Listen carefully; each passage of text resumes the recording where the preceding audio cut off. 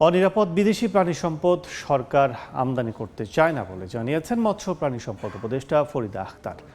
জাতীয় প্রাণী সম্পদ সপ্তাহের দ্বিতীয় দিনের র্যালি শেষে একথা জানান তিনি।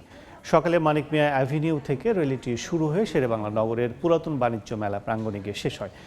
এ সময় উপদেষ্টা বলেন, অনিরাপদ বিদেশি প্রাণীজ সম্পদ আমদানির পক্ষে নয় সরকার। তাই দেশীয় প্রাণীজ সম্পদ উন্নয়নের মাধ্যমে শুধু দেশের চাহিদার পূরণ নয়, বিদেশেও এর বাজার সৃষ্টি করার লক্ষ্য নিয়ে আগাচ্ছে সরকার। প্রথমবারের মতো মৎস্য প্রাণী সম্পদ খাতে অবদানের জন্য 5 ক্যাটাগরিতে মোট 15 জন পদক দেবে মৎস্য ও প্রাণী সম্পদ মন্ত্রণালয়।